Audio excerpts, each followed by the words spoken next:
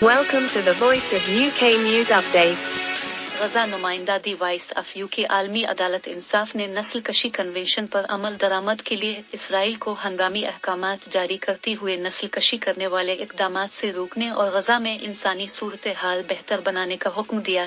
عدالت نے کہا غزہ کے شہریوں کو بحران سے نکالنے کے لیے اسرائیل اپنی ذمہ داریاں پوری کرے اور ایک ماہ میں غزہ کی صورتحال بہتر بنانے کے لیے کیے گئے اقدامات پر رپورٹ پیش کرے۔ عالمی عدالت نے کہا کہ اسرائیل پابند ہے کہ اس کی فوج میں نسل کشی کنونشن کی خلاف ورزی نہ کرے۔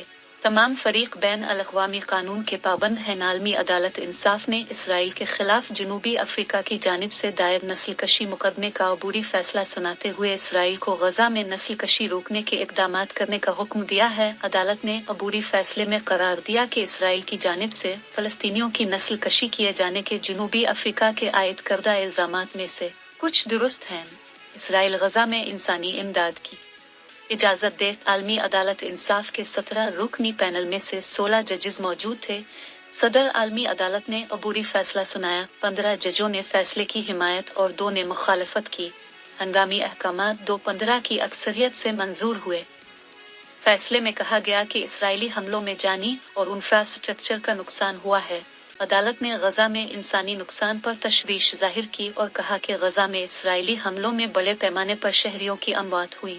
عدالت غزہ میں انسانی المیہ کی حد سے آگاہ ہے۔ عدالت کا کہنا تھا کہ اسرائیل کے خلاف نسل کشی مقدمے کا فیصلہ دینا عدالت کے دائرہ اختیار میں ہے۔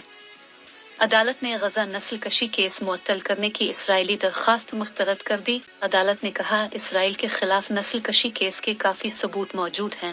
کچھ الزامات نسل کشی کنونشن کی دفعات میں آتے ہیں۔ عدالت نے کہا کہ غزہ تباہی کی داستان بن چکا۔ اسرائیل کے فوجی حملوں کی وجہ سے غزہ میں ہلاکتیں، تباہی اور نقل مکانی ہوئی ہے۔ 9 اکتوبر کو اسرائیلی وزیر دفاع نے غزہ کے محاصرے اور بجلی پانی بند کرنے کا اعلان کیا۔ فلسطینیوں کو عالمی انسداد نسل کشی معاہدوں کے تحت مکمل تحفظ حاصل ہے۔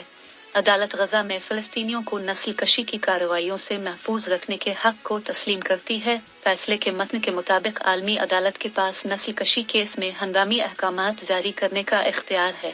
حتمی فیصلہ سنائے بغیر عبوری اقدامات کے احکامات جاری کیے جا سکتے ہیں۔